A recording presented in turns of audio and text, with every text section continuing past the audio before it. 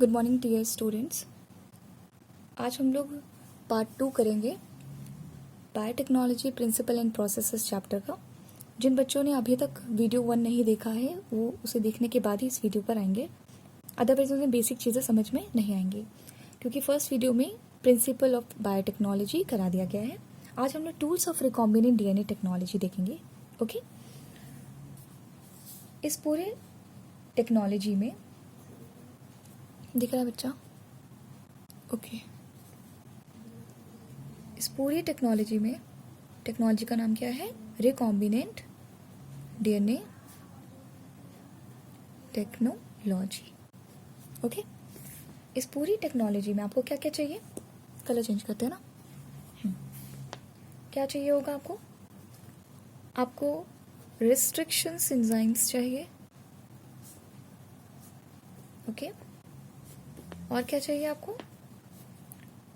आपको पॉलीमेरेज, दिख रहा है? पॉलीमेरेज एंजाइम्स चाहिए। जहां जरूरत पड़ेगी बताएंगे, ठीक है? Next one is ligases. Ligases किस लिए होते हैं? या लाइगेज किस लिए होते हैं? ये एंजाइम किस लिए होता है? ये एंजाइम हमेशा क्या करता है? ये बॉन्ड्स बनाता है। कौन सा बॉन्ड बनाएगा? ये फॉस्फोडाइस्टर बॉन्ड बनाता है ना? इसलिए डीएनए को लाइगेट करने में, जोड़ने में काम आता है। ओके, फिर हमें चाहिए होते हैं वेक्टर और एक होस्ट ऑर्गेनिज्म, ठीक है? ये इस पूरी टेक्नोलॉजी का क्रक्स है कि आपको इतना मटेरियल चाहिए। ओके, तो आज हम लोग टॉपिक देख रहे हैं, यहां से लिखते हैं टूल्स ऑफ डीएनए टेक्नोलॉजी। ठीक है, टूल्स में आपको क्या चाहिए? तो पहला यही रेस्ट्रिक्शन एंजाइम्स। ओके बेटा, जो रेस्ट्रिक्शन एंजाइम्स हैं ये सीजर है हमारी, ठीक है? ये क्या है? आपकी मॉलिक्यूलर सीजर है। अब देखो बेटा, अगर आपको, मैंने कहा था इस पूरे चैप्टर में जब भी आपको पढ़ना है ना, अपने आप को एक अच्छा टेलर समझना है। समझ पाए की बात? कई जगह आपको ऐसी लगेगा, फीलिंग आएगा कि हम लोग यही काट रहे हैं, जोड़ रहे हैं, काट रहे हैं, जोड़ रहे हैं, है ना? सिलने वाला काम थोड़ा वैसा नहीं हुआ है, बट उसकी जगह हम लोग लाइगेज यूज कर लेंगे। ओके, तो जैसे हर आपने देखा होगा कि बहुत तरीके की सीजर्स आती हैं। पेपर कटिंग के लिए अलग आती है। अगर आपको कार्डबोर्ड कट करना है, लाइट कार्डबोर्ड जो होता है उसे कट करना है तो एक अलग आती है। क्लोथ कटिंग के लिए अलग आती है, और जो थ्रेड्स कटिंग की जाती है उसके लिए अलग आती है। सबके लिए अलग अलग सीजर है ना? वैसे ही यहाँ पर जो आपको सीजर चाहिए वो, उसका नाम क्या होना चाहिए? उसे हम कहते हैं, देखो पहले ब्रॉडली अगर हम लोग डिवाइड करेंगे तो हमारे पास दो तरीके की सीजर्स आएंगी। एक रेस्ट्रिक्शन एंडो न्यूक्लियस, एंडो अंदर से कट करने वाली। ओके, अगर ये डीएनए फ्रेगमेंट है, इसको अंदर से कट कर दिया तो एंडो न्यूक्लियस हो गया। वो उस सीजर का नाम क्या हो गया? एंडो न्यूक्लियस हो गया। पेयर बना लेते हैं। ओके, ऐसे कट किया गया, अंदर से कट किया गया है, ठीक है? दूसरी होती है रेस्ट्रिक्शन एक्सो न्यूक्लियस। एक्सो का क्या मतलब होता है? बाहर से। अच्छा देखो, मैं आपको दिखाती हूँ। ये रहा आपका डीएनए स्ट्रक्चर, आपको इधर से कट कर दिया, इसने इधर से कट कर दिया। अब आपको कैसा लगेगा? आप समझ नहीं पा रहे हो कि अंदर से कब कट हो रहा है, बाहर से कैसे कट हो रहा है ना? या आपने फर्स्ट वीडियो में अगर देखा होगा तो देखो इस तरह से, सपोज मेरे को बाहर से कट करना है, अभी मेरा बाहर वाला स्ट्रक्चर देखो ऐसा लगेगा। ये मैंने कटिंग कर दी, ये मेरा डीएनए है, ये देखो मैंने बाहर से कट कर दिया। अभी आप देखो, अभी आप डिफरेंस देख पाओगे। समझ रहे हो? इट मीन्स कि यहाँ पे जितने न्यूक्लियोटाइड थे ये हमने हटा दिए, ये न्यूक्लियोटाइड हटा दिए, बाहर से हटा दिया। ओके, अंदर वाला देखोगे, अंदर वाला तुम्हें कुछ इस तरह से दिखाई देगा।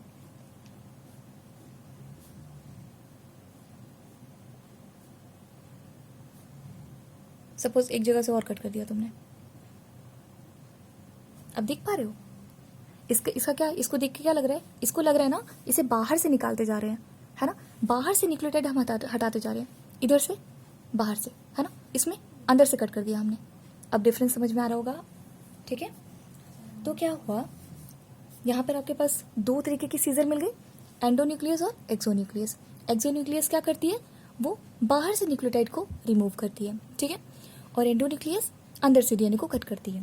ओके, क्या हुआ था कि हमारे पास दो साइंटिस्ट थे, Herbert Boyer and Stanley Cohen. इन्होंने क्या किया, 1972 में, ईयर याद रखना एनसीईआरटी में मेंशन्ड है, ठीक है। 1972 में एक रिकॉम्बिनेंट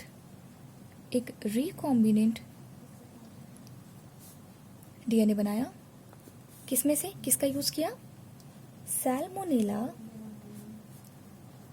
टाइफीम्यूरियम, इस बैक्टीरिया का इस्तेमाल करके एक रिकॉम्बिनेंट डीएनए इस बैक्टीरिया से निकाला गया, ठीक है। लेकिन इसके लिए एक रिकॉम्बिनेंट डीएनए इसकी हेल्प से निकाला गया, ठीक है। ओके, अब करना क्या है, ये एक हो गई हिस्ट्री की बातें। जब आप पूरा एनसीईआरटी रीड करोगे आपको ये पॉइंट मिलेगा, क्योंकि पता होना चाहिए कि पहली बार ये रिकॉम्बिनेंट डीएनए बना था, ठीक है। अब आते हैं अगेन रेस्ट्रिक्शन एंजाइम्स पर। जो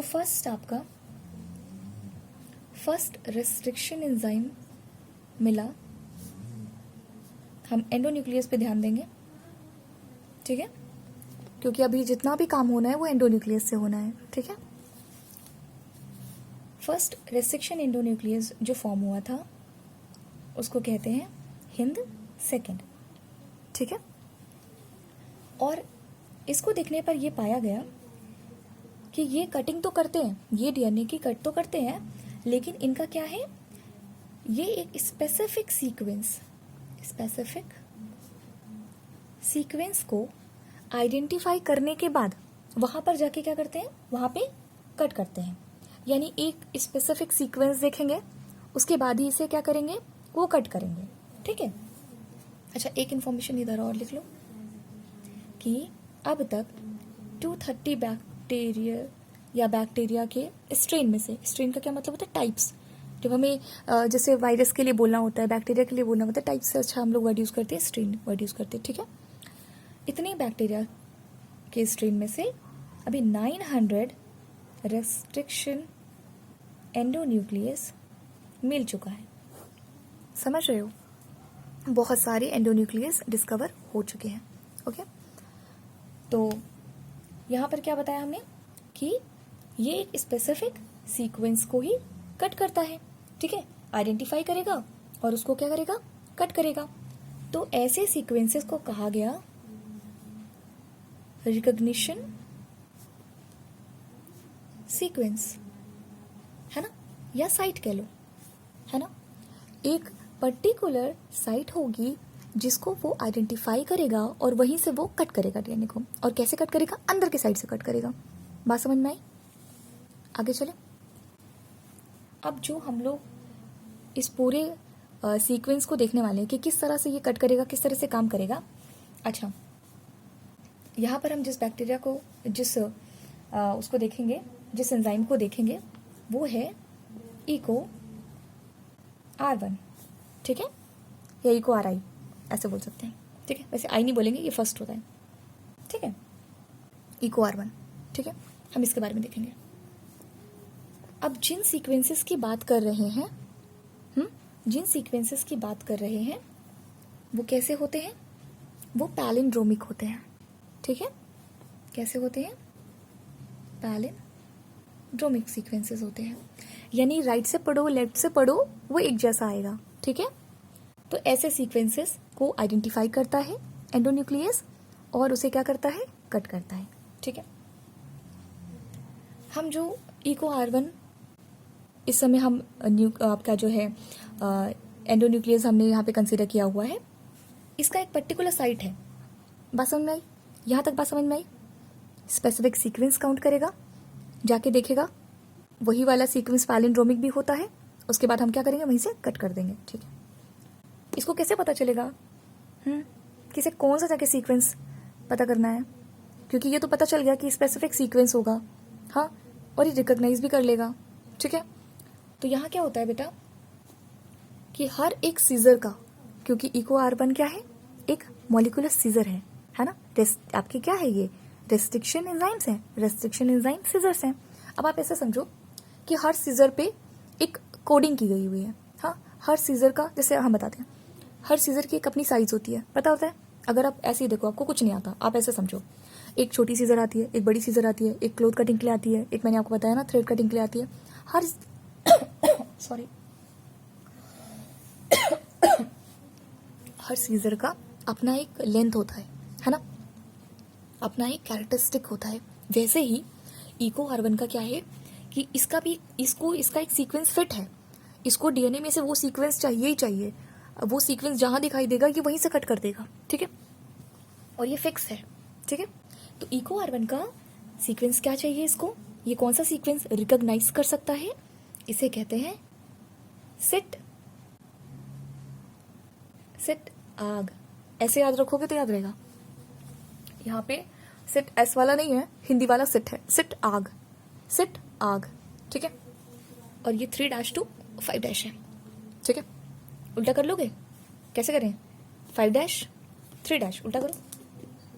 सी का उल्टा डीएनए, ये रेसल मत लगाना।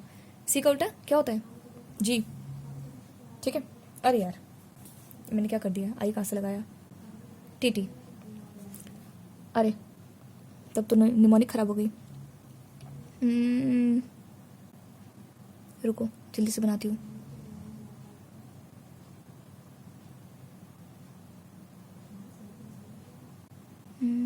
क्या बनाए, अच्छा ठीक है, वेट करो, अभी नहीं बन रहा मुझसे, ठीक है। देखते हैं निमोनिक, लेकिन इसे याद करना पड़ेगा, ठीक है, ऑप्शन नहीं है हमारे पास। तो खैर अभी बना लेते हैं, उसके बाद देखते हैं, ठीक है।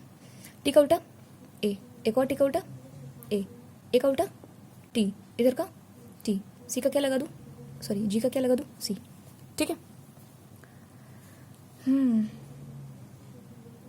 ओके चलो अभी निमोनिक देखती हूँ। हाँ अभी दिमाग लगाऊंगी तो फिर फालतू में अभी लेक्चर खराब हो जाएगा, ठीक है। पहले पढ़ लेते हैं। तो ये सीक्वेंस है, किसका सीक्वेंस है, इको R1 का, ठीक है। अब तुम्हें यहाँ पे देखना ये है कि ये सीक्वेंस इसका फिक्स है, ये रहा आपका डीएनए। इस डीएनए में जहां पर इसको इस तरह का सीक्वेंस मिलेगा, GAAT TTC, इधर CTTAAG, ठीक है।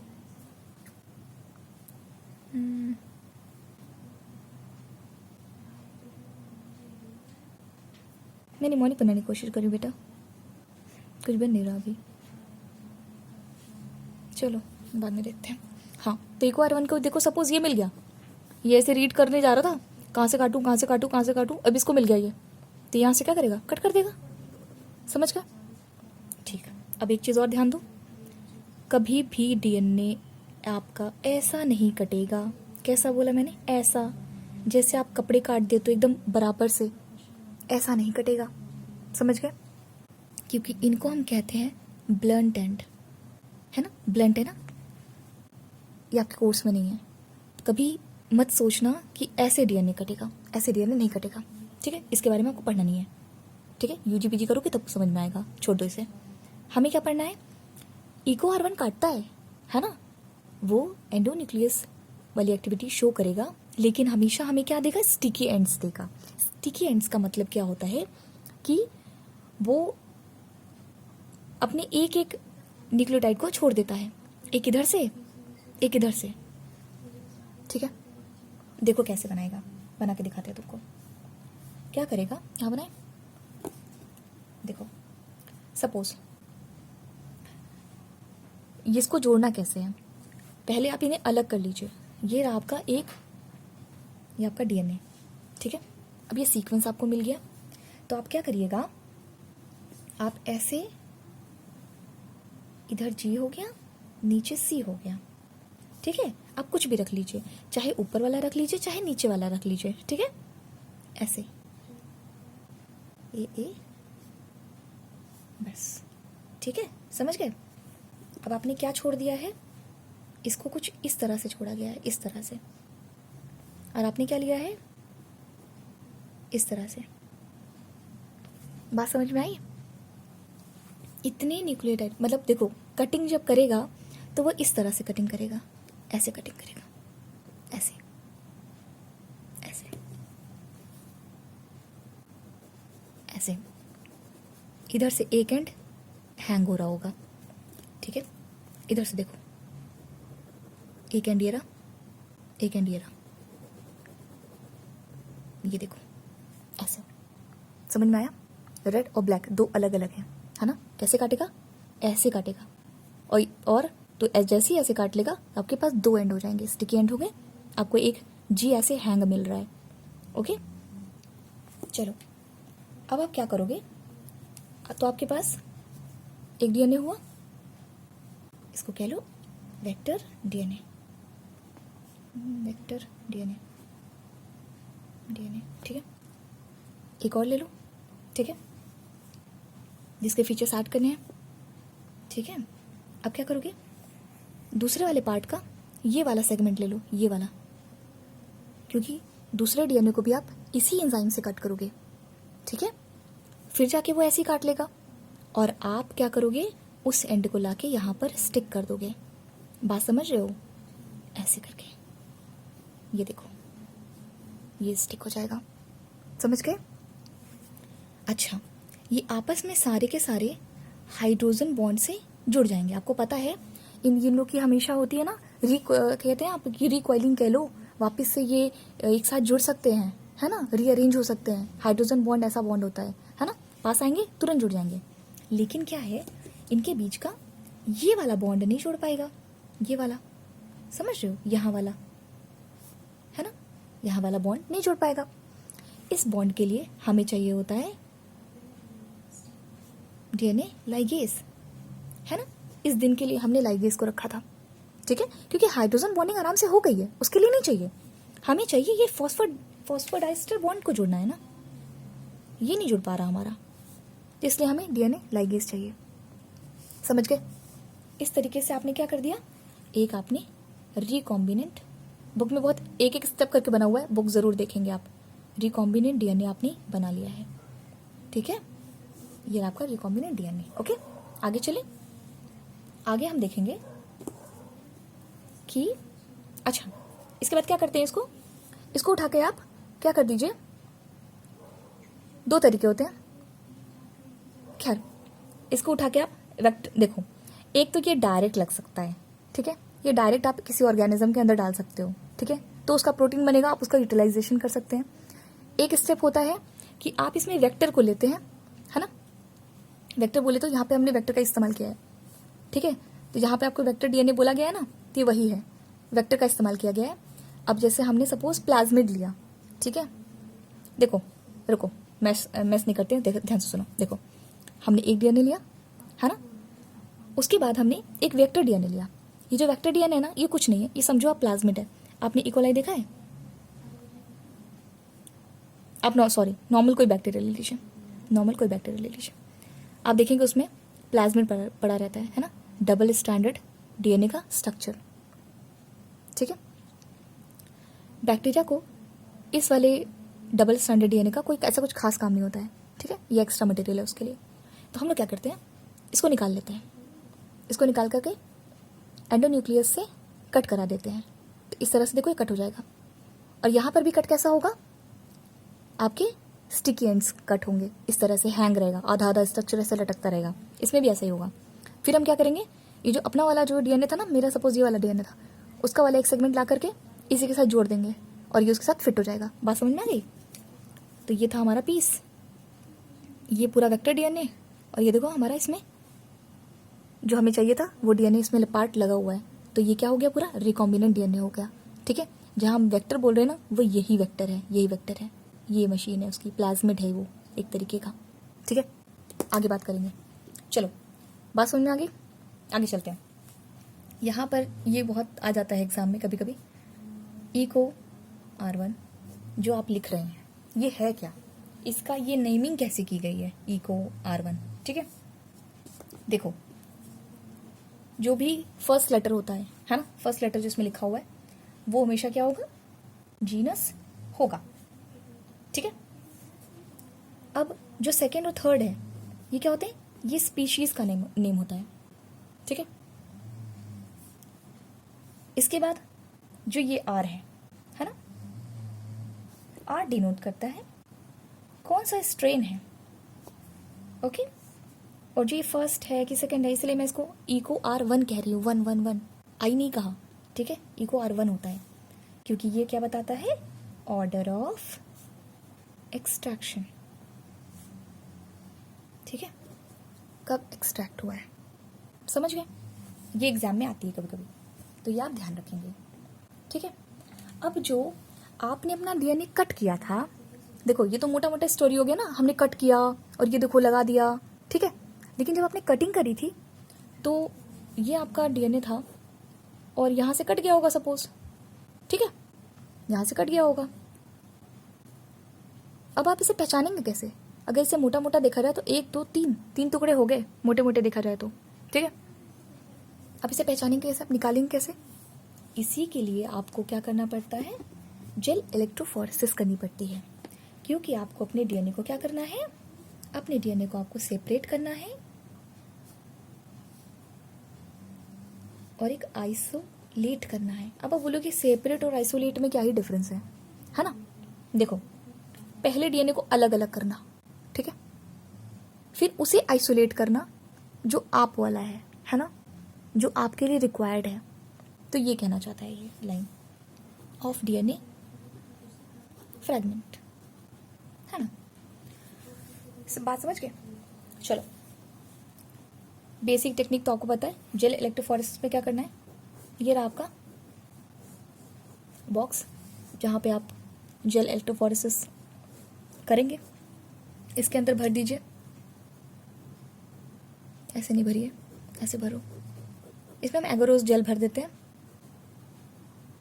एगरोस जेल, ठीक है। ये आपको सीवीड से मिल जाता है। सीवीड कहाँ पड़ा है, प्लांट किंगडम में पड़ा है ना, ठीक है। वहाँ से आपको ये एक जेल मिल गया, ये आपने इसे भर दिया, इसमें आपने डीएनए फ्रेगमेंट्स डाल दिए। जिसने क्लास नहीं देखी है वो मेरी एक और क्लास देख लेगा, कौन सी वाली, मॉलिकुलर बेसिस ऑफ वाली, ठीक है, उसमें सब बहुत अच्छे से बताया था मैंने। तो उसके आगे का प्रोसेस है, आगे देखो, उसमें डीएनए प्रोब्स यूज़ होते हैं, है ना, एक कॉम्प्लीमेंट्री डीएनए यूज़ होता है जिसकी वजह से हम डीएनए को पहचानते थे। यहाँ पर टेक्निक दूसरी है, ठीक है। देखो अब क्या करना पड़ेगा, हमें इसमें इलेक्ट्रिक फील्ड बनानी पड़ेगी। ये नेगेटिव है, हमारे जो डीएनए है वो कैसे होते हैं, नेगेटिव होते हैं, डीएनए एन से नेगेटिव बताया था ना मैंने, ये नेगेटिव चार्ज होता है इस पर, ठीक है। और क्या होता है, ये इस साइड हम पॉजिटिव इलेक्ट्रिक फील्ड बिछाएंगे, ठीक है। अब क्या करेगा, जिसका साइज छोटा होगा, जिसका साइज बड़ा होगा, उसके साइज से ये भागता हुआ चला जाएगा, ठीक है। जो छोटा होगा बहुत आगे पहुंच जाएगा, जो बड़ा होगा थोड़ा पीछे रहेगा, फिर और बड़ा पीछे रहेगा, ठीक है। अब आप क्या करेंगे, देखो इसमें आपको बहुत सारी चीज़ें लगी समझ में नहीं आ रही होंगी कि अच्छा पहचानेंगे कैसे, ठीक है, कलरफुल हो गया, फिर अपना वाला कैसे पहचाने हम, है ना। बहुत सारी मशीनरी ऐड होती है बेटा, ये एक इंट्रोडक्टरी चैप्टर है आपके क्लास में। इसको आपको अगर बहुत बेहतरीन तरीके से पढ़ना है, इसकी फील्ड ही अलग होती है, बायोटेक्नोलॉजी की पूरी फील्ड अलग है, बायो इन्फॉर्मेटिक्स इसके साथ ही ऐड होकर के एक नया फील्ड बनाता है, पूरी ब्रांच अलग है। जैसे जूलॉजी ब्रांच होती है, बॉटनी ब्रांच होती है, वैसे की वैसे ये पूरी ब्रांच अलग है बायोटेक्नोलॉजी की, ठीक है। आप एक छोटा सा तिनका जैसा पढ़ रहे हो इस आपके सिलेबस में, ठीक है। तो बहुत सारी चीज़ें आपको ऊपर से बताई गई हैं और डिटेल में बताने का कोई मतलब भी नहीं है, क्योंकि अभी के लिए ये यूजलेस है। जितना बताया जा रहा है उतना दिमाग में रखेंगे। अगर आपको इसमें ज़्यादा इंटरेस्ट आता है तो आप इसको यूजी में कंटिन्यू कर सकते हैं, है ना, लाइफ में कभी भी कैसे कंटिन्यू करके पढ़ सकते हैं आगे।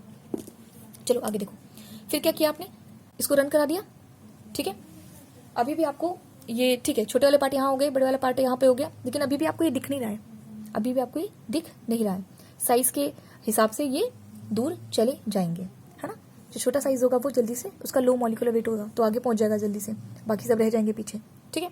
फिर आपको क्या करना है, आपको इस पर एक स्टेनिंग करनी है, क्योंकि अभी भी आपको ये दिख नहीं रहा है, बिना स्टेनिंग के आपको प्योर डीएनए दिखाई नहीं देगा। आपको स्टेनिंग करनी है इथीरियम ब्रोमाइड की, इथीरियम ब्रोमाइड की, ठीक है। इसके बाद भी आपको नहीं दिखेगा, ठीक है। इसके बाद आपको क्या करना पड़ेगा, यूवी रेडिएशन इस पर फॉल ऑफ करनी पड़ेगी, फिर ये आपको ऑरेंज कलर के बैंड दिखाई देंगे, ठीक है। फिर आपको दिखने लगेगा, फिर आप इसमें से आपका जो रिक्वायर्ड वन था, आपका जो जीन ऑफ इंटरेस्ट था वो आप निकाल लेंगे, वो सेगमेंट आप निकाल लेंगे, ठीक है।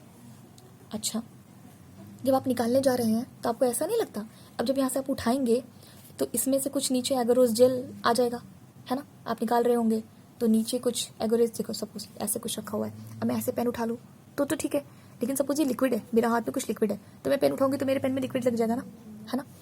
तो यहाँ से मुझे निकालना है, ठीक है।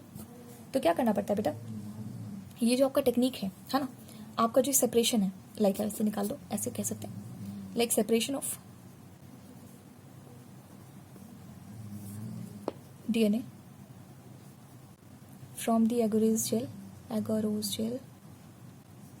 gel is called इल्यूशन, ठीक है। एन, जब आप एगोरेज जेल से आप अपना DNA निकालते हैं तो उसे इल्यूशन कहते हैं, ठीक है बेटा। ये एक वन लाइन में आ सकता है डेफिनेशन। अब इसके बाद हम देखेंगे, अब आपने क्या कर लिया है, आपने अपने DNA को कट कर लिया है, आपने आइडेंटिफाई करके निकाल भी, उसे सेपरेट भी कर लिया, ठीक है, पहचान लिया, आपने उस जेल में से निकाल लिया, ठीक है। अब आपको क्या चाहिए, अब आपको वेक्टर चाहिए, वेक्टर, ये वाला वेक्टर। इस पूरे में आप देखना, जहाँ जहाँ आपने जो जो छोटी छोटी चीज़ें इस्तेमाल करी हैं उसी के अंदर हम लोग घुसते चले जा रहे हैं, ठीक है। आपको कई बार लगेगा ये एकदम साउथ इंडियन मूवी जैसी है ये पूरी चैप्टर, ठीक है। पहले आपको लास्ट का मोमेंट दिखा दिया जाता है, उसके बाद फ्लैशबैक हम लोग जा रहे हैं, ठीक है। तो यहाँ तक समझ में आया। यहाँ तक हम लोग बहुत जल्दी से रिकॉम्बिनेंट बना लिया था, बट एक्चुअली रिकॉम्बिनेंट बनाने में हम लोग स्टेप्स लग रहे हैं, अब हम वही देख रहे हैं, ठीक है। कटिंग कर लिया, सेपरेट कर लिया, ठीक है। अब हमें क्या चाहिए, वेक्टर चाहिए। देखो वेक्टर के बारे में पढ़ेंगे कल, ओके।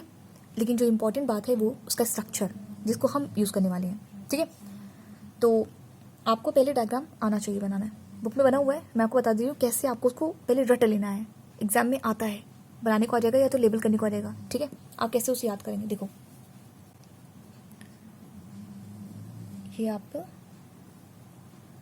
ऐसे करके एक सर्कल बना लो, ये सर्कल बना नहीं है बट ठीक है, कोई बात नहीं, ठीक है। चलो पहले मैं बना लूँ फिर तुमको याद कराऊँ। देखो क्या करना है, हो कुछ नहीं करना है, पहली बात तो दो मोटे मोटे साइड ऐसे कट कर लो, बस समझ गए, ओके। अब देखो मैं तो ABCD ऐसे लिखती हूँ ना, ABCD है ना, इधर से मतलब लेफ्ट टू राइट लिखती हूँ, ऐसे लेफ्ट टू राइट लिखती हूँ, ठीक है। मेरा राइट है, लेफ्ट टू राइट लिखती हूँ, तो क्या मैं इधर A लिख लूँ, इसको मैं एम्फिसिलिन लिख लूँ, यहाँ एंटीबायोटिक रेसिस्टेंट पार्ट रहता है तो एम्फिसिलिन, ये एम्फी लिखा होगा आपकी बुक में। इधर पे टेट्रा, इधर टेट्रासाइक्लिन लिख लूँ, क्योंकि मैं ABCD अगर पढ़ने बैठूंगी ABCD तो T इधर आएगा, जब भी कभी आएगा तो T मेरा इस साइड आएगा, ओके। ऐसे लिखती चली जाऊंगी मैं, ठीक है। तो पहले तो मैं A लिखूंगी, लिख लिया मैंने, समझ गए, आगे चलो। अब देखो हुआ ये कि कुछ बच्चे हैं जो क्लास नहीं किए, ठीक है, इमेजिन करो, तो आके बोलते हैं कि अच्छा ठीक है मुझे कुछ पास्ट व्यू दे दो कि क्या हुआ था, ठीक है, हिंदी क्लास में क्या हुआ था। तो उन्होंने बोला, बच्चों ने क्या बोला, ये निमोनिक है इसको पढ़ाने के लिए, ठीक है ना, तो उन्हें जानते ही हो ना, बिना उसके तो काम नहीं चलता। तो आपको इसे लर्न कैसे करना है, मैं पहले सेपरेट बता देती हूँ आपको लिखना कैसे है, पास्ट व्यू ये है, क्योंकि आप हमसे कल की बात पूछ रहे हैं ना, इसलिए हम बता रहे हैं आपको, हम भी एकदम सिनेमैटिक व्यू में बता रहे हैं। पास्ट व्यू ये है कि एक और, क्या लिखेंगे, हिंदी में दिखा रही हूँ मैं, एक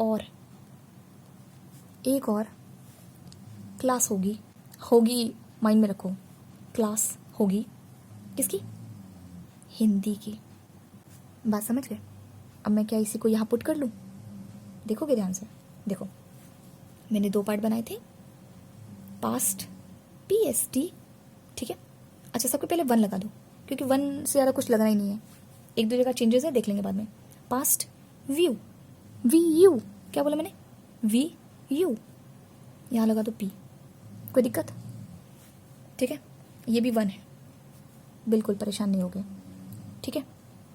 अब मिला एक और, तो यहाँ पे लगाओ थोड़ा दूर में, E को R1, यही जो आपने यूज़ किया है, एक और ऐसे करके एंगल कर दो, ठीक है।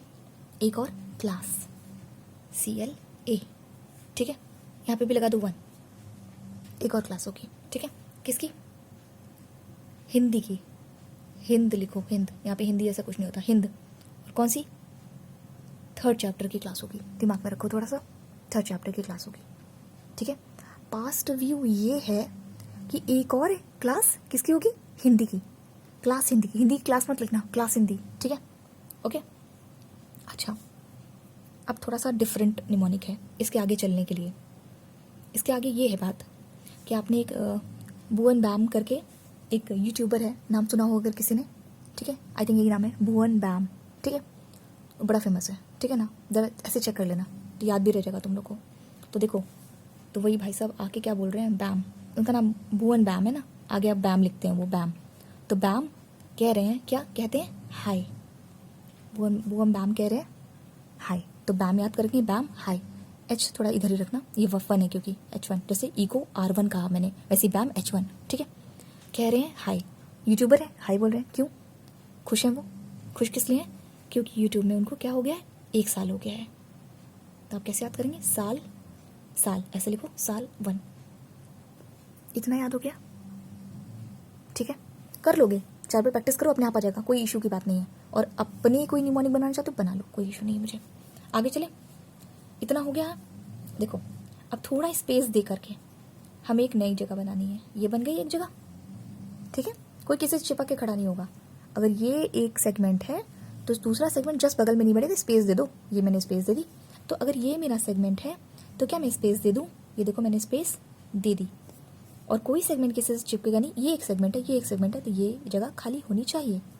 बात समझ गए, ठीक है। चलो अब इनका नाम रखते हैं।